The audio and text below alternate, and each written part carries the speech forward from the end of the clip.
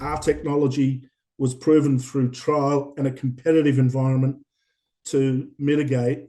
And as a consequence of that performance, they've taken the decision to implement in this portion of their fleet during this very, very busy period.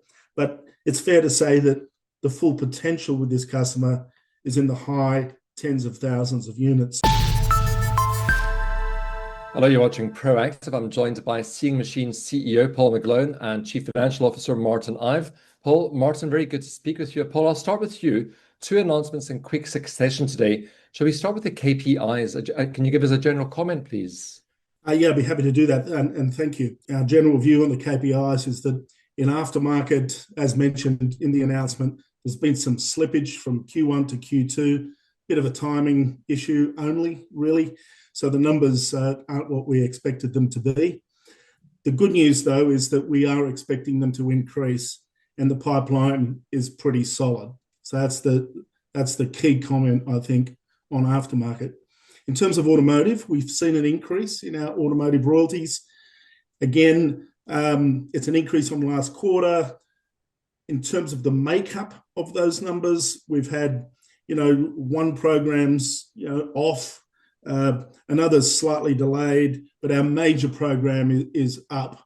So I think all of that augurs really well for the real big story here, which is dramatically increasing volumes driven by GSR towards July 26. So we have no concerns there, and we feel really confident that that will continue because really it's locked in. And can you comment on the automotive industry dynamics and the way OEMs in Europe are working towards meeting pending regulations?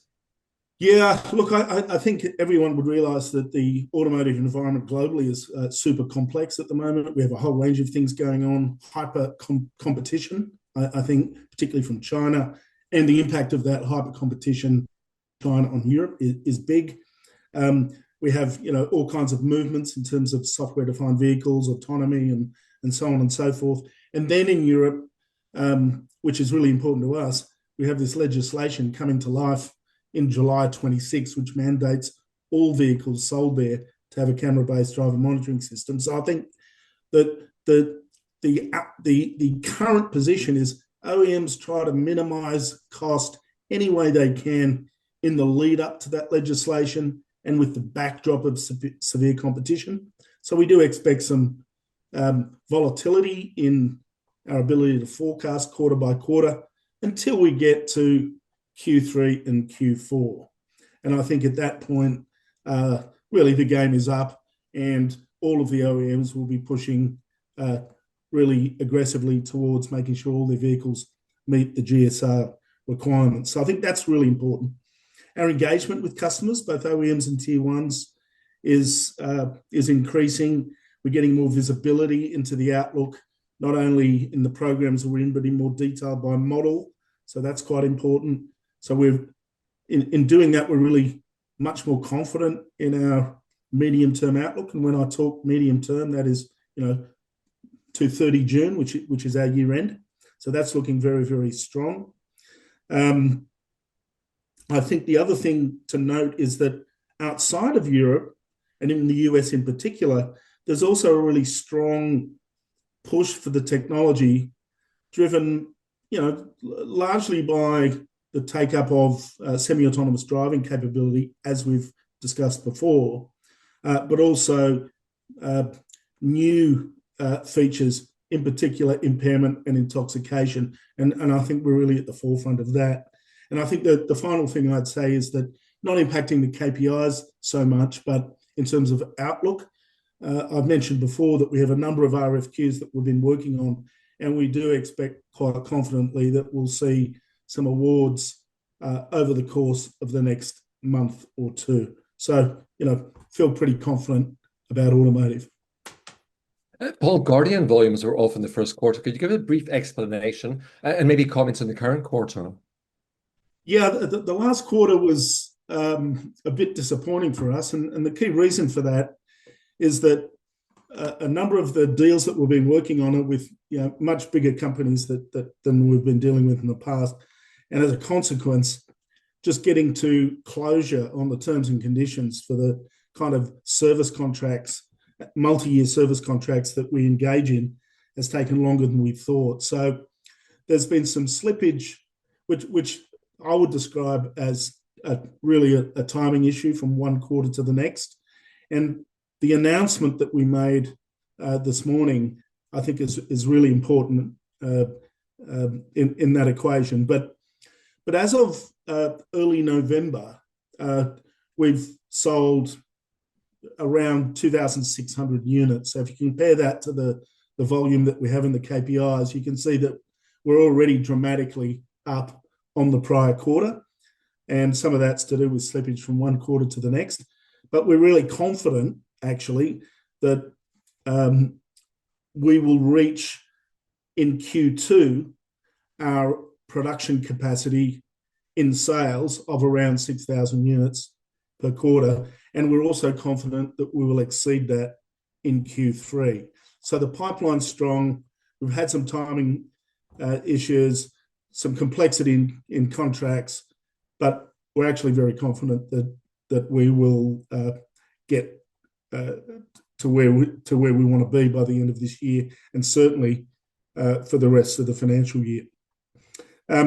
So not all the opportunities that we have in the pipe will close by December. Of course, for transport, that's a difficult month. In fact, from late November to early January is peak transport period.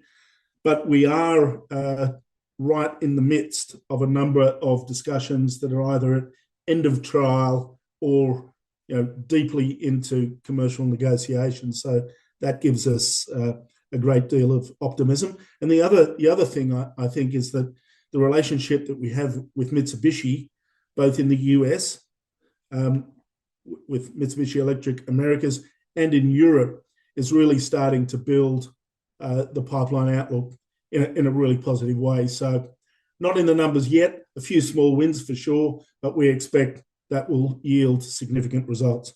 Well, let's go to that US win that you announced this morning just before the KPIs. When you say initial, what's the near-term potential with this customer? This is great news for us. It's really our first new significant US customer. Of course, everyone knows that we've been dealing with Caterpillar for years, and they're a very, very substantial customer for us, still are, and will continue to be.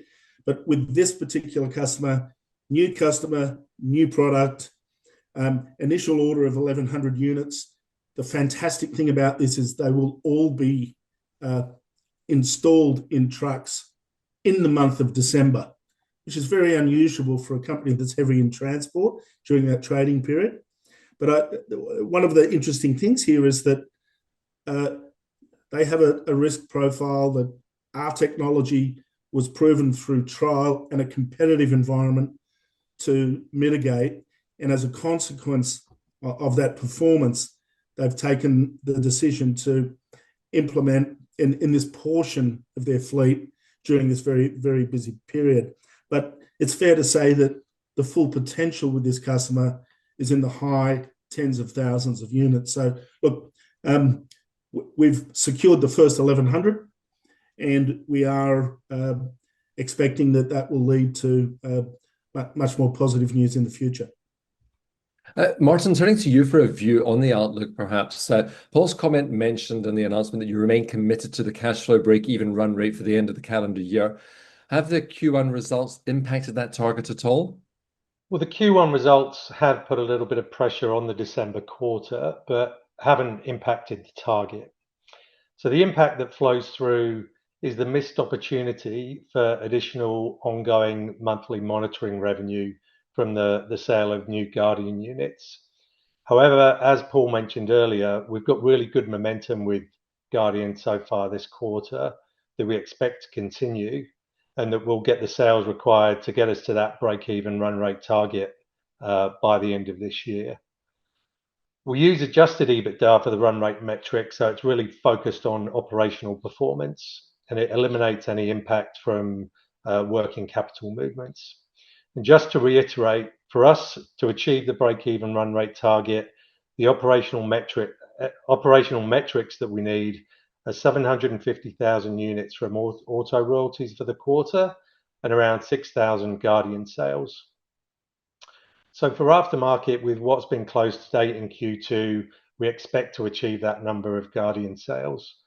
And as Paul mentioned, the tailwind for auto just gets stronger the closer that we get to the GSR regulations that are being introduced in July of 2026. So the momentum coming out of Q2, that's going to continue into Q3, with auto getting another quarter closer to that GSR date, with the expectation that Q3 volumes will top 1 million units. And then in aftermarket, there are continued opportunities with Guardian, as demonstrated with the follow-on volumes from the deal that was announced today. So the expectation is that we'll close Q2 with the break-even run rate and then be generating cash in the second half of FY26, and then calendar year 2026 will be cash positive. Martin, last time we talked, you mentioned a range of financing options to cover the convertible note. Could you give us an update on that, please? Yes, we've got a number of options that are actively progressing. These involve working with current partners to revisit terms and timings of current agreements. And we've also initiated activity with one of our banking partners in London to look to secure a facility to cover repayment. So we've got a number of different funding pathways to refinance the convertible. And we may end up using a combination of these in addition to the cash reserves. In terms of a timeline, that's going to be dependent on what option we end up proceeding with, but I'd expect to have something in place by the end of the March quarter. Gents, I hope you'll continue to keep us updated on progress on all of those fronts. Thank you both very much for your time today. Stephen, thanks very much. Thank you. That's Seeing Machines CEO Paul McGlone and CFO Martin Ive.